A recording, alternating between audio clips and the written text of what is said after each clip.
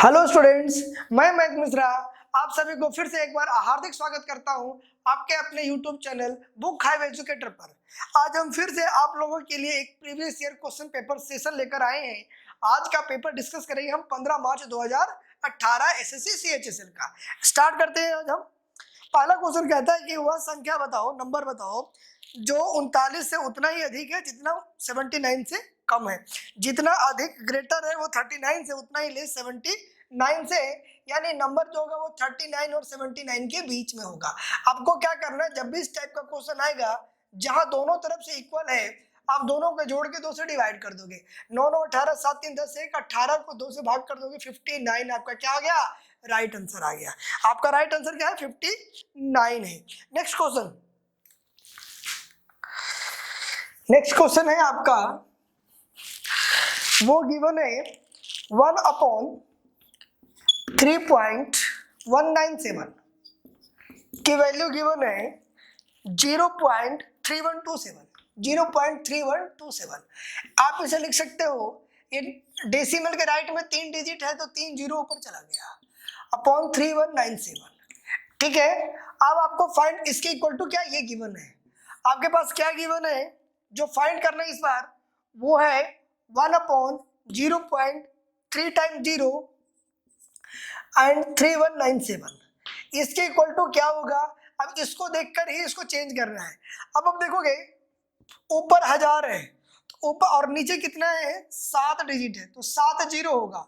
तो 7 जीरो में ऐसा कर लो कि 1000 3 जीरो तो एक साथ कर लो और 4 जीरो को अलग कर लो। 4 जीरो को क्या करोगे आप? अलग करोगे और नीचे आपके पास 3197 आ गया। और इसके इक्वल टू आपके पास गिवन है 3.3125 इंटू 10,000। 10,000 से मल्टीप्लाई करोगे, 4 जीरो है, 4 डेसिमल के राइट डिजिट में शिफ्ट हो जाएगा, यानी आंसर 3125 हो जाएगा। आपका जो राइट आंसर होगा वो 3125 होगा। ओके, चलिए नेक्स्ट क्वेश्चन। इसका आंसर फर्स्ट है। कहता क्या है, 2 इक्वेशन गिवन है और इसके चित्र के रूप में जब ग्राफ बनाओगे तो ये ग्राफ कैसा बनेगा वो दिखाई देना है, बताना है। ठीक है ना। आपके पास इक्वेशन जो है वो गिवन है 4x + 3y = 0 and 7x + 5y = 0। अब आप देखोगे इक्वेशन अगर मैं बोलूं ax1 + a1x + b1y = c1 और a2x + b2y = c2 हो, अगर a1/a2 इक्वल टू नहीं है b1/b2 के, तो ये लाइन क्या होती है? इंटरसेक्ट एट अ पॉइंट होती है, केवल एक बिंदु पर एक दूसरे को प्रतिच्छेद करती है। तो यहां भी देखने से पता लग रहा है कि a1/a2 यानी 4/7 बराबर नहीं है 3/5 के। 4/7 जो है 3/5 के बराबर नहीं है, तो केवल ये होगा कि एक दूसरे को केवल एक बिंदु पर काटेंगे। Option number 2, intersect each other at one point. अगर ये दोनों बराबर होता और तीसरा बराबर नहीं होता तो ये लाइन पैरेलल हो जाती, और अगर तीनों इक्वल होता तो ये लाइन जो होती वो ओवरलैप टू ईच अदर समपाती होती। अगला क्वेश्चन आपके पास दिया हुआ है 2 इक्वेशन, फिर से px + 6y = 3, px + 6y = 3 and 2x + qy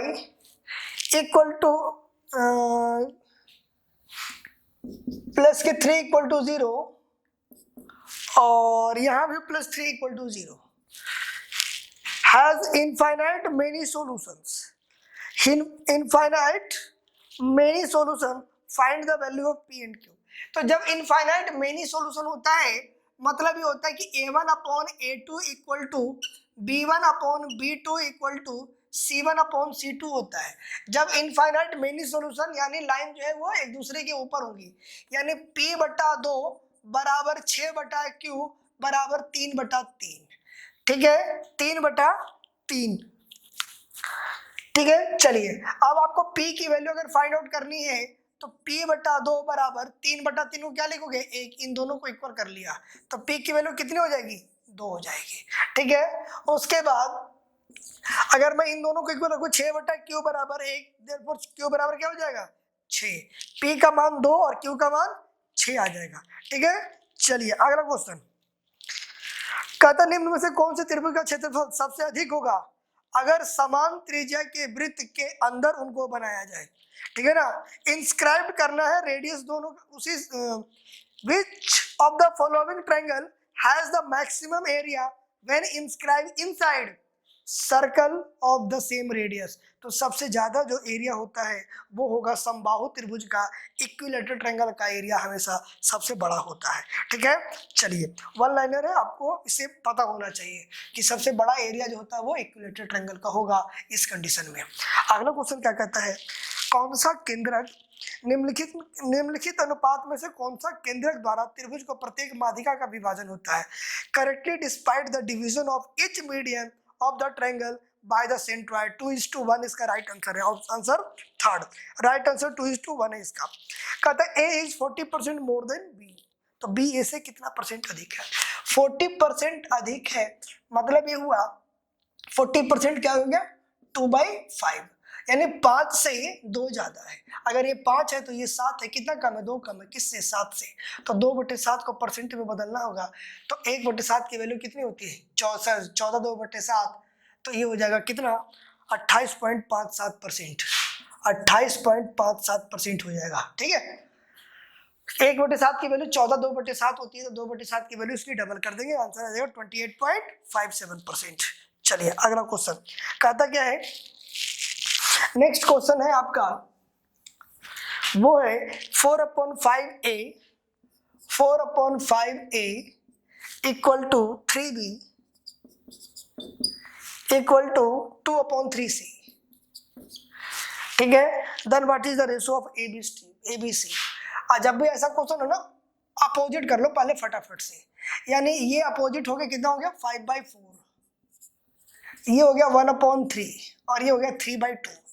ratio solve करोगे एलसीएम आ गया 12, 4 3 और 2 का एलसीएम आ गया 12, 12 से गुणा करोगे 3 5 तिया 15, 12 से इसको गुणा किया 4 और ये आ गया 6 तिया 18। रेशो क्या आ जाएगा 15 4 और 18 का, 15 4 और 18 का रेशो आ गया।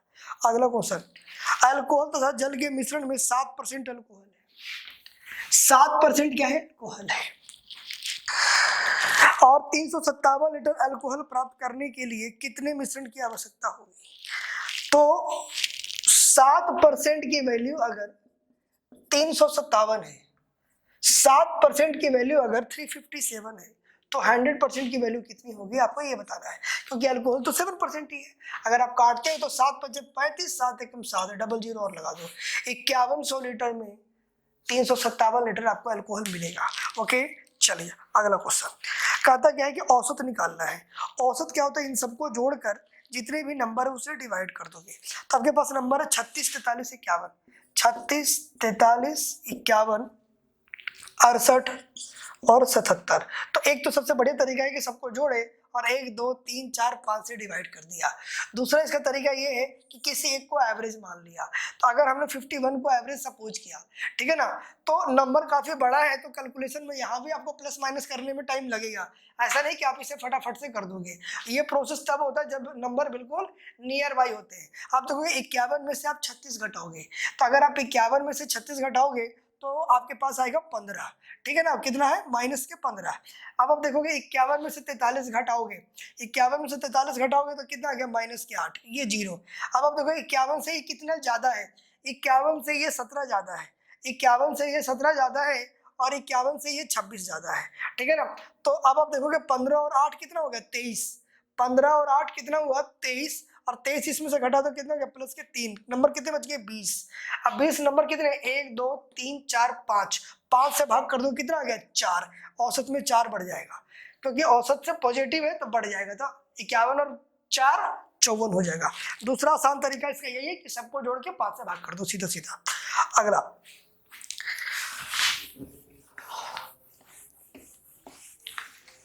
इसका नेक्स्ट क्वेश्चन क्या है, एक राशि साधारण ब्याज से निवेश करने पर 18/5 वर्ष में स्वयं की 77/50 गुनी हो जाती है।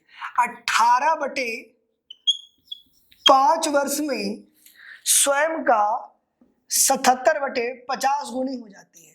77/50 गुनी का मतलब ये हुआ कि ब्याज जो है, अगर मैं इसमें से एक घटा दूं, अगर 77/50 से मैं एक घटा दूंगा तो 27/50 बच गया। आपको इंटरेस्ट कितना मिला? 27/50 मिला है। कितना में? 18/5 साल में। तो 18/5 ईयर में अगर आपको इंटरेस्ट 17/50 का मिला है तो एक साल में आपको कितना इंटरेस्ट मिलेगा? एक साल में इंटरेस्ट मिल गया 27/50 गुना 5/18, ये उल्टा हो जाएगा, है ना। काट लो अब, 9 दूना 18, 9 तिया 27, ये आ गया 10, है ना। कितना आ गया? 3/20 आ गया। अब आपको 3/20 का इंटरेस्ट मिलता है एक साल में। तो 3/20 का इंटरेस्ट आपको अगर एक साल में मिलता है, किस पे? एक पे, ठीक है। तो कितना परसेंट मिला ब्याज आपको? तो परसेंट अगर आपको निकालना है तो एक पे ब्याज अगर आपको 3/20 का मिला है तो परसेंटेज निकालने के लिए 100 से गुणा कर दोगे। कितना आ गया? 15% आपका रेट चल रहा है। रेट कितना चल रहा है? 15% चल रहा है। बात को समझ लो इस चीज को, यानी पहले एक साल का ब्याज निकाल लो। हमने प्रिंसिपल अगर हमने एक माना था तो एक पे आपको 3/20 का ब्याज मिला, यानी कितने का ब्याज मिला है? 15% का ब्याज मिला है। 3/20 की वैल्यू क्या होती है? 15% होती है। ओके, चलिए अगला क्वेश्चन। एक बल्ब का क्रय मूल्य और विक्रय मूल्य का अनुपात 15:18 है। सीपी और एसपी का रेशियो 15:18, यानी 3 का प्रॉफिट हो गया। तो 3 का प्रॉफिट हुआ किस पे बच्चों? 15 पे हुआ। तो कितने का प्रॉफिट हो गया? 20% का प्रॉफिट हुआ है। प्रॉफिट कितने का हुआ? 3/15 का हुआ, 20% का, है ना। चलिए अगला क्वेश्चन। कहता क्या है कि 3 आपके पास स्कीम दिया है, सबसे अधिक छूट कहाँ मिल रही है वो बताना है। 3 स्कीम है और तीनों स्कीम में से सबसे ज्यादा डिस्काउंट कहाँ मिला है। अगर हम फर्स्ट स्कीम की बात करें तो 2 सक्सेसिव डिस्काउंट है 20 और 25 का। तो 2 सक्सेसिव डिस्काउंट है 20 और 25 का। तो सक्सेसिव डिस्काउंट से सिंगल डिस्काउंट हम निकालते हैं इस वाले फार्मूले से, है ना। तो 20 25 100 और 25 25, तो ये हो गया 40% का। तो पहले स्कीम से तो आपको 40% का डिस्काउंट मिल गया। दूसरा स्कीम कहता है कि 5 वस्तु खरीदते हैं तो 3 फ्री मिलती है। 3 फ्री खिलते हैं कब? जब 5 खरीदते हैं। तो टोटल कितना मिल गया? 8/100। अब काट लो इसको। 1/8 तो 12.5% होता है। 1/8 12.5% होता है, तो 3 बटा होता है 12 तिया 36 और 1 37, 37.5% आ गया। 37.5% आ गया दूसरे स्कीम से।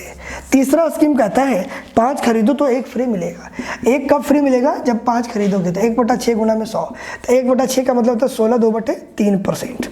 तो आपको सबसे ज़्यादा फायदा तो पहले ही स्कीम से होता है। सबसे ज़्यादा फायदा आपको पहले ही स्कीम से हो रहा है, ठीक है। चलिए अगला क्वेश्चन।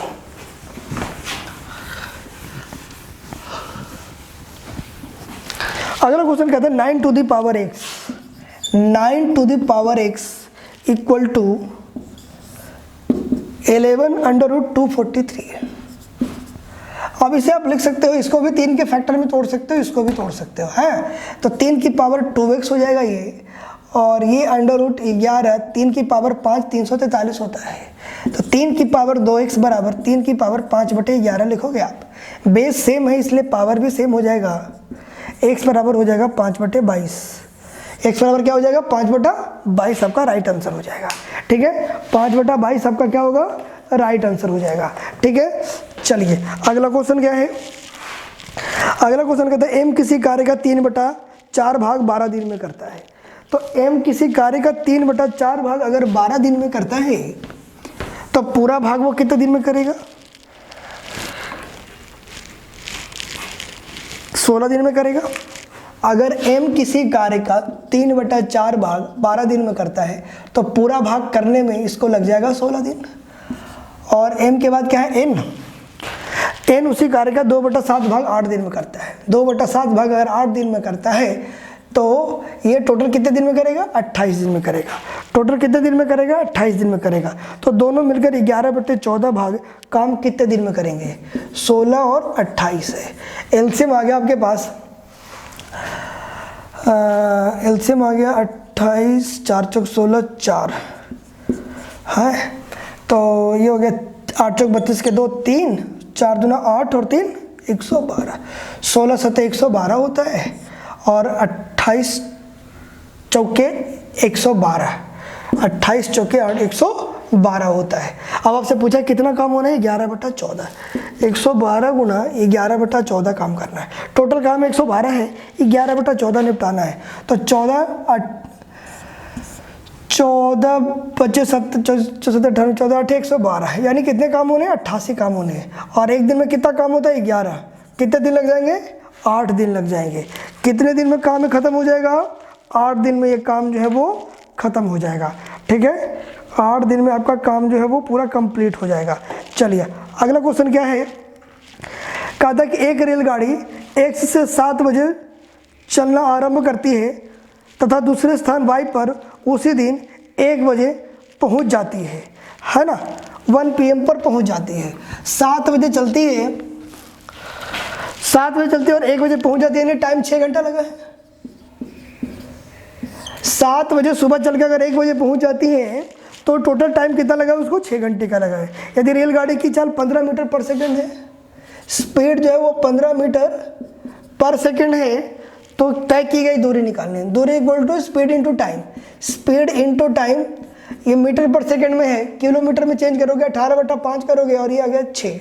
5 तिया 15, 18 तिया 54 गुना में 6 करोगे, 6 चौक 24, 324 किलोमीटर 324 किलोमीटर डिस्टेंस होगी दोनों के बीच की दूरी।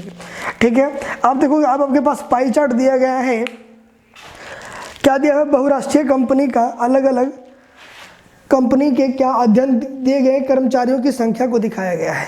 कर्मचारियों की संख्या को दिखाया गया है इसमें। ठीक है, चलिए अब हम करते क्या है, अगला क्वेश्चन पढ़ते हैं, फिर ग्राफ की ओर आएंगे। किस देश में सबसे ज़्यादा कर्मचारियों की संख्या है? सबसे ज़्यादा कर्मचारियों की संख्या ए में है। सबसे ज़्यादा कर्मचारियों की संख्या ए में है, 180।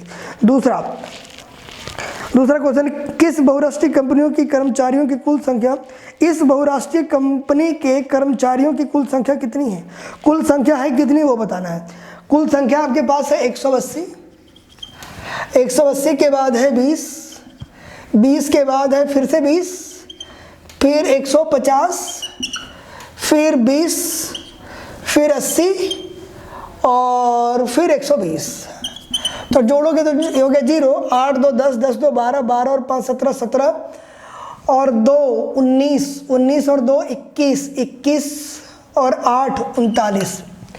ठीक है ना, जोड़ते फिर से 8 2 10, 10 2 12, 12 और 5 17, 17 2 19, 19 और 8 27 और 2 29 के 2 2 1 3 1 4 1 2 के बाद 3 4 5, टोटल कितने हो गए, 590 हो गए। टोटल जोड़ कितना हो गया, 590 हो गया। ठीक है, इन सब को हमने जोड़ा तो टोटल कितना आ गया, 590।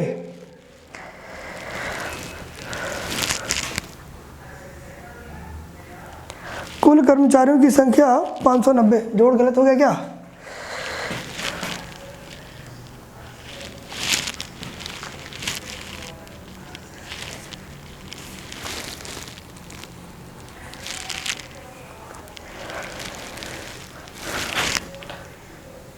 एक 180 20 20,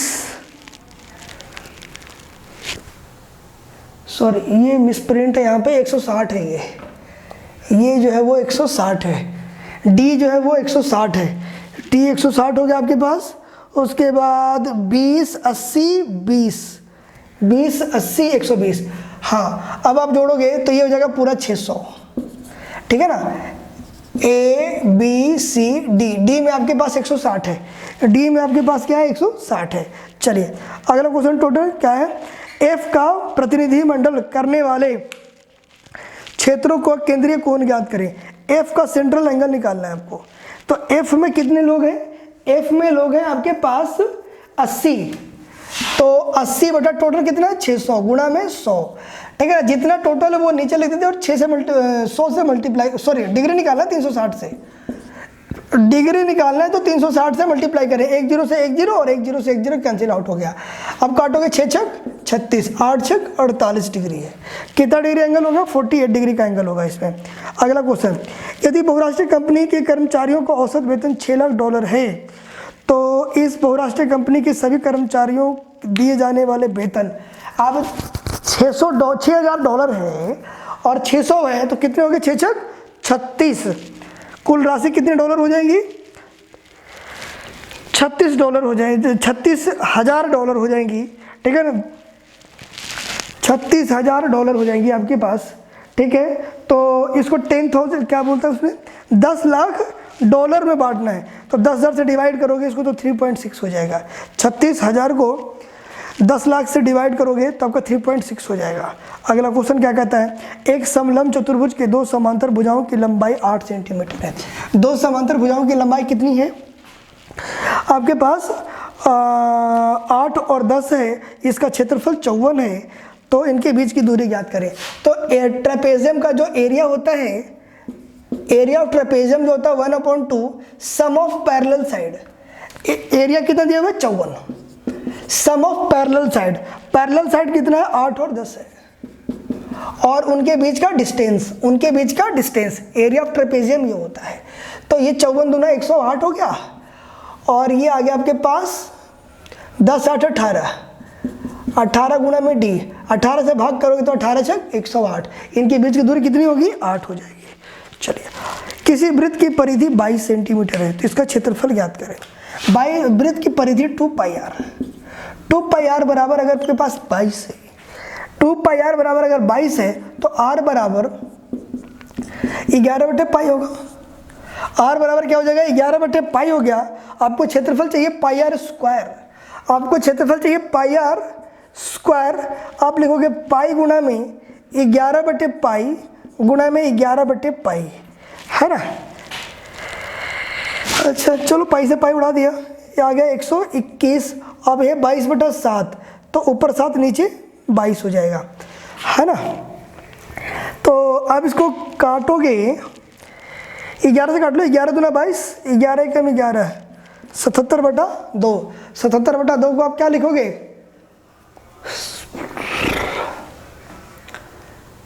3 दूना 6, 3 8 16, 38.5, ठीक है ना, 38.5 लिखोगे इसको। अगला क्वेश्चन, एक घन के सतह का क्षेत्रफल इतना है। एक घन के सतह का क्षेत्रफल जो है वो दिया हुआ है। Total surface area of cube क्या होता है 6a² होता है। 6a² की वैल्यू है 337.5। तो पूछा है फाइंड इट्स साइड बताना, a की वैल्यू बतानी है। तो a² बराबर ही हो जाएगा 6 × 5 = 30 और 6 × 6 = 36, 1 15, 6 दूना 12, 6 × 5 = 30। अब 56.25 है, इसका वर्गमूल निकालोगे 7 8 56 होता है, 75 का स्क्वायर रूट है ये, 7.5 हो जाएगा। a की वैल्यू कितना हो जाएगा 7.5। चलिए अगला क्वेश्चन क्या कहता है, त्रिभुज PQR में कोण Q पे समकोण है। PQR में कोण Q पे क्या है समकोण है। R पे 45 डिग्री है, R पे 45 डिग्री है, बताना tan P - 1/2।